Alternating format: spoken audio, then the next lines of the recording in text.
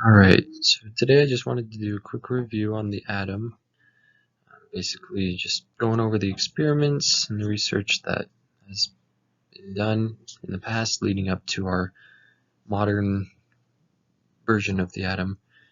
Just how we got to know about protons, neutrons, electrons, and how we kind of put it all together. So, like the title says, basically 100 years of experiments and research compiled nice and simple for your convenient use. So long before we had our modern concept of the atom, way before even John Dalton, who I'm going to talk about right now, we had the concept of the atom back since the Greeks. So, before the 1800s, we still had a concept, but 1803, 1807 is when we started to get more firm ideas. So John Dalton came up with this model for the atom, the hard sphere model, we're going to call it. Basically, we had the knowledge that matter is made of atoms, of some very small particles. They just make up all of the matter in everything. So, what his idea with the atoms is that basically they're these tiny hard spheres. They compared them to billiard balls, and they're indivisible, indestructible. They're the smallest thing in the universe.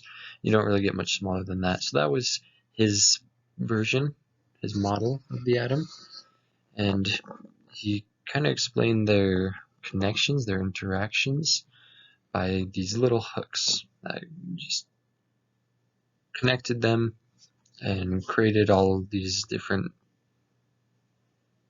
molecules out of these atoms. So that happened early 1800s.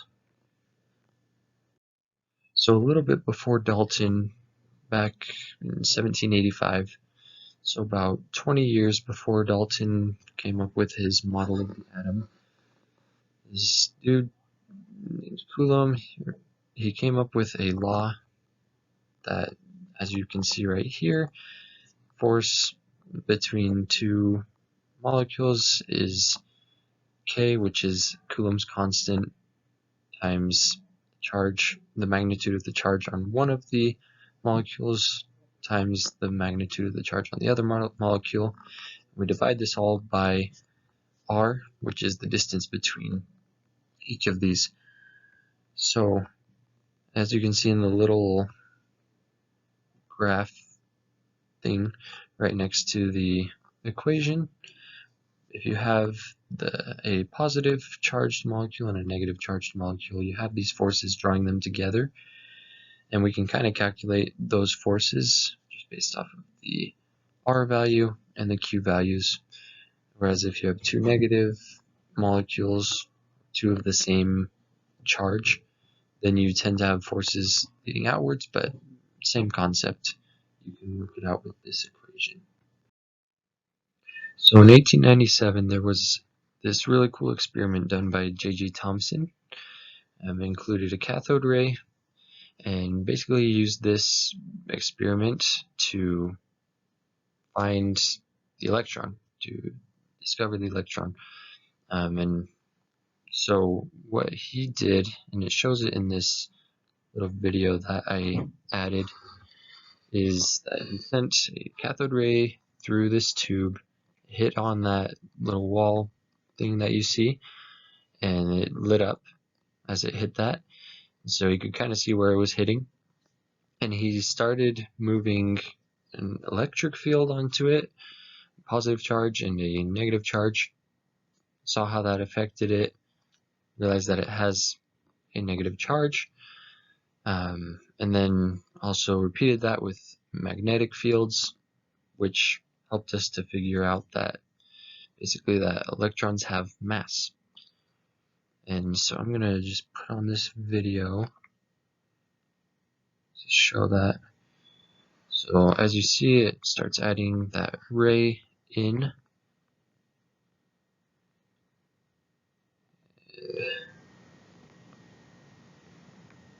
It's a little bit slow video, but that fluorescent screen, that's where it's hitting, getting the light going on. You can see by the arrow. Then he starts applying an electric field, a positive and a negative charge, and it starts going towards the positive side, which shows us that there is a negative charge. So we find out that electrons have that negative charge, and then after that electric field, he applies a magnetic field. As you see, it is affected, and only something with a mass would be affected by that. So he was able to prove that 1, it had a negative charge, and 2, it had a mass. But it didn't have enough mass to make up the whole atom, and so obviously there had to be more to it. So somewhat connected to the prior experiment that we talked about is the oil drop experiment performed in 1910 by Millikan. Fletcher was involved, and so basically the purpose of what they were doing with this experiment was to find the charge of the electron. So what they did was they had this little canister thing, and up at the top you see that they had an atomizer, which took the oil and created a bunch of little particles with it.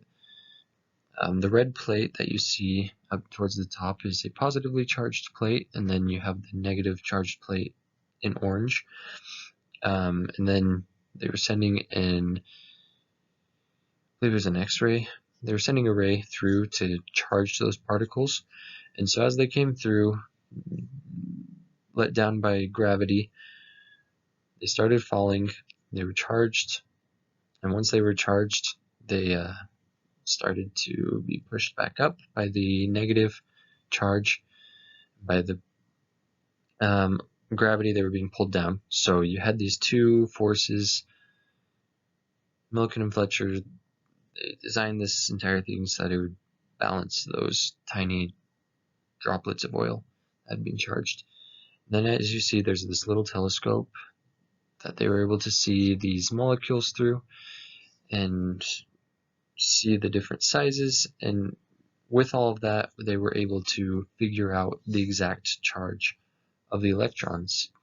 So really cool experiment, really helpful in determining that charge and a lot of other things for us. So here I have a little slide on radioactivity. I'm just going over a few people and what they did with radioactivity.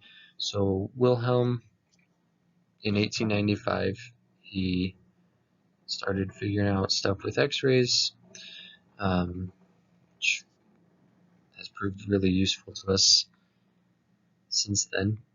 Then in 1896, a year later, we have Henry Becquerel, however you pronounce that name, and he was able to find uranium rays, which are very similar to X-rays. And then this lady, Marie Curie, between 1897 and 1903, so a little bit after them. So she's really famous. Usually know about her before this class, but basically she was able to study uranium and discover there's a part of an atom with a positive charge. She kind of played around with 3 types of radiation, which we're going to go over in the next slide. So she did a lot of stuff for us, ended up really affected by all of that radiation that she was exposed to. So really quickly to go over those 3 radiation types that I had been talking about in the last slide. So we have alpha particles, which have a negative charge on them. Then we have beta particles. These have a positive charge on them.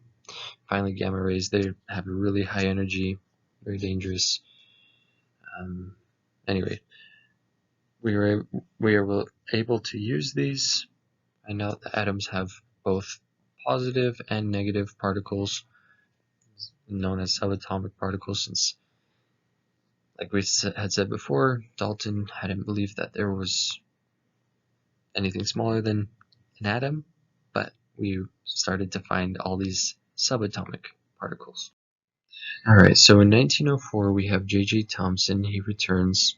If you remember him from the previous slides about the cathode rays, discovering the electron.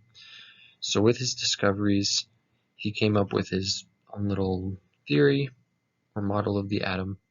He had to try to combine two ideas: one, that electrons have a negative charge, and two, that atoms have no net charge.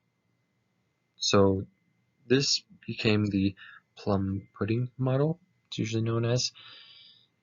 And basically the basis of the model was that you have the electrons inside a field of a positive charge to kind of counteract that negative charge that they showed. And so he had this idea, and it's very important with what we're going to go ahead and discuss on this next slide. So Rutherford in 1911 had this idea for an experiment known as the gold foil experiment. Basically, with this experiment, he took a radioactive source that emitted alpha particles, which we had talked about before, have a negative charge, put it into a lead box to kind of concentrate all of those particles, that beam, onto a thin sheet of foil of gold foil. And around this gold foil, he put a detector material on it. And as these particles went through the foil, they're basically meant to just hit that detector, light up. He'd be able to see where it was all hitting. However, and what would be expected by the plum pudding model that we talked about in the last slide is that all of these rays, all these particles, this beam should just go right through and hit the back of this detector. However, when he started to perform this experiment with this beam, hit the gold foil, and as expected, most of them went through, straight through. However, he did have some deflect at angles, and then some completely just shot straight back. And so this showed that there was something in the middle of those atoms, beyond the electrons, a little nucleus, it's known as. And as these particles hit this nucleus, they were deflected. So really cool experiment, was able to show us that there is something just in the middle, with most of the mass right there in the middle of the atom. So now we had the discovery of the proton, discovery of the electron, and so we had the negative and the positive charge. We were able to get that all worked out. However, three things were important in discovering the final subatomic particle that we're going to discuss today, the neutron. So first of all, the elemental mass that we were finding in the atoms did not equal the number of protons. So the reason that's important is had scientists that one atomic mass unit was equal to one proton. So we would expect that elemental mass to equal the number of protons, but it didn't. Second, the elemental mass between elements, it tended to change more than one atomic mass unit. So there had to be something there. And then, sometimes mass would change. It wouldn't always be specifically a certain number. So you wouldn't always just have a 12 carbon. Sometimes you have 13, 14, whatever. But it wasn't always the exact same. So Rutherford in 1920 theorized that there had to be another subatomic particle there. Then in 1932, Chadwick came in, figured it out, decided to name it a neutron, and so then you had a proton, neutron, and electron. So we have our three subatomic particles. So this brings us to the modern view of the atom. So I chose this picture.